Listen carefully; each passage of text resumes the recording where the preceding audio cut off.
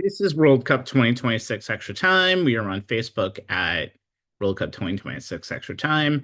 Same with YouTube, Instagram, WCE Time. So we are done with the fifth knockout stage match between Ivory Coast and Norway. And Norway gets the job done, winning their first ever knockout round game, winning 2-1, moving on to the round of 16 to face Brazil in New York, New Jersey on Sunday. Defensive questions all around from Norway going into this one, especially after the France game, albeit they basically had 10 changes to their lineup.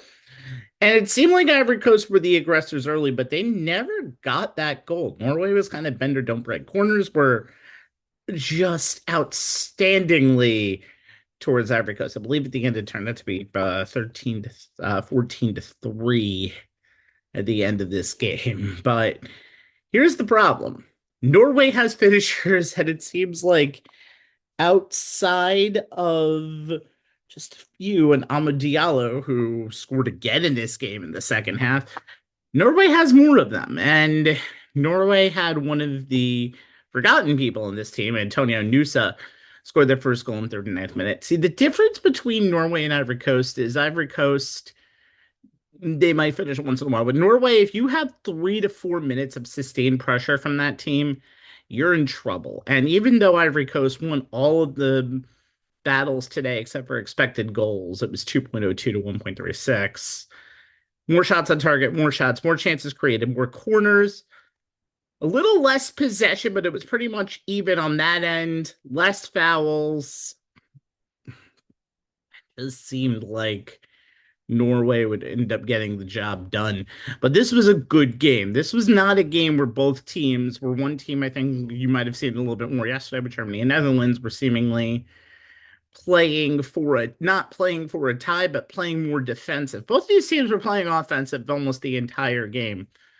And Ivory Coast got that equalizer with Diallo with the 74th minute. But then Erling Erling Haaland, what the hell can you say? He has now scored in 13 consecutive competitive games for country, and he has over a goal a game average, 60 goals in 53 competitive games. Didn't have the greatest of days. They didn't get the ball to him a lot, but all he needed was one tap on the pass, scoring in the 86th minute, and that got the job done. So Norway, they are dangerous. They are probably outside of France, I think the best collective offensive team left in this World Cup. I think France, Norway, Spain, Brazil is up there. Argentina is just solid all around. But I think Norway offensively and Brazil is going to be a show, and that's going to be on Sunday afternoon in New York, New Jersey, I believe at 4 o'clock start. Okay, so we're going to do a little bit more on this segment and talk about Wednesday's games along with the US's game that's in here. So let's go chronological order. The first game will be in Atlanta at 12 o'clock. England and the Democratic Republic of Congo. England 4-2 Croatia. They had the 0-0 draw against Ghana, and then 2-0, 2-0 against Panama just on Saturday. Democratic Republic of Congo had that big 1-1 draw against Portugal, but got onto this group stage by winning 3-1 against Uzbekistan. Lost a close one on a late goal against Colombia, losing 1-0. Visa and Bakambu, this team, DR Congo, Visa has 3 goals already in this World Cup out of the 4 that DR Congo has. They have a very good working midfield, and this is not a game that the Democratic Republic of Congo is going to be a very, very big underdog in this game. But even though England's 3 Lions have looked really good, Harry Kane has been helping out. Jude Bellingham may be the best all-around player so far in this World Cup. Gotta be able to take your chances and make them. You can't play the same type of game that you played against Ghana in the group stage. If that happens, this could be a longer day for England. This might be a game where they're going to have to pull it out late.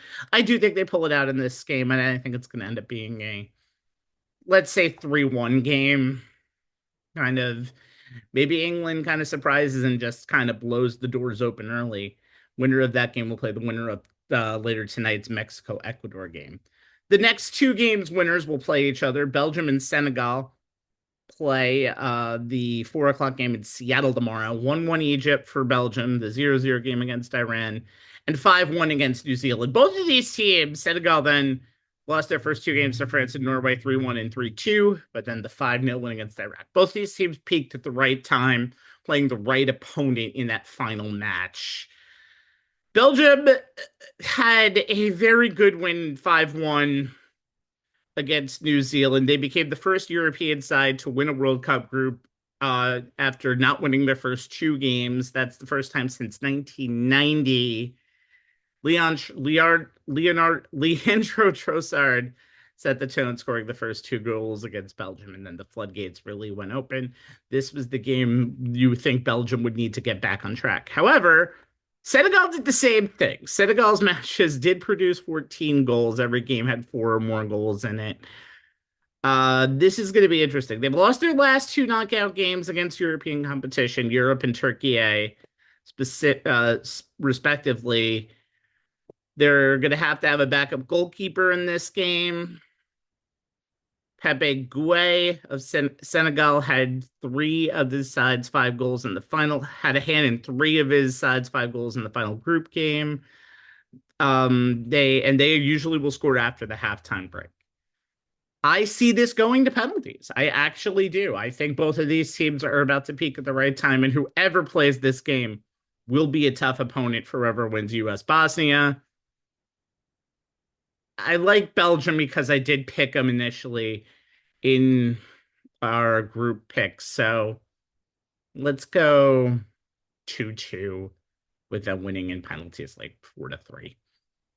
US Bosnia, that's the big game. First two games, those are two combinations that have never played each other. US has played Bosnia 3 times, going 2-0-1. Edin Dzeko is going to be interesting to see what happens with him. He'll start the game. He's been a firecracker. Looked a lot better in that game where they qualified for the World Cup. Remember, they're the team that knocked out Italy. A lot of this team's players have a young.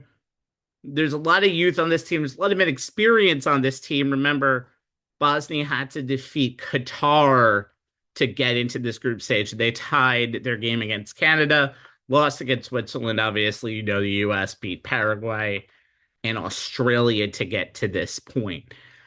It's a very interesting thing. Bosnia will have a 4-4-2. The US will have a 3-5-2. Pochettino's wingbacks are going to be tested here. Sergio Dest and Antoine Robinson and Anthony Robinson. Those are defensive capabilities that are going to be tested. That's where I'm going to want to see where this game is going to be won, because I could easily see Bosnia scoring it the first time. They remember this is also a team that that's only lost once in their last 11 games. They're very resilient. They lost to Switzerland 4-1. That game was scoreless until the 74th minute. Chris Richards is going to be very huge. His ankle was fine.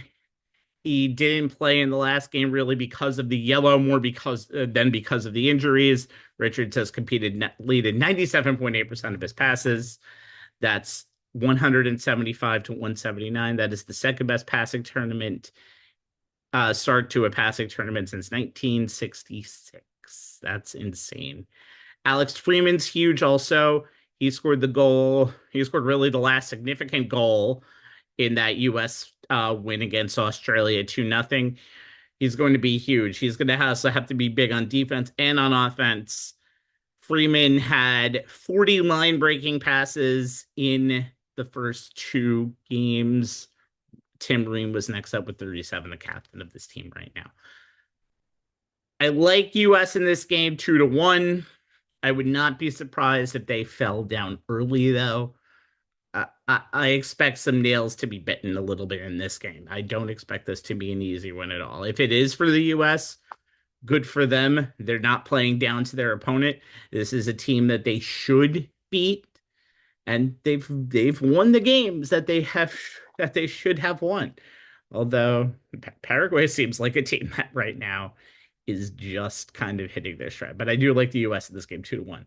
I will preview Thursday and Friday's games tomorrow when we do our England review of their game against DR Congo. We'll review the other two games tonight, France and Sweden. Can Sweden make a game of it against the team who I think is still kind of sort of close to the favorite in here? And then we'll have Mexico, Ecuador. Expect a raucous atmosphere in Estadio Azteca for that one. My name is Stephen Rabinowitz. We are on Instagram, Facebook, and YouTube, as you saw before. I will talk to you later tonight to recap day number 20 of the World Cup.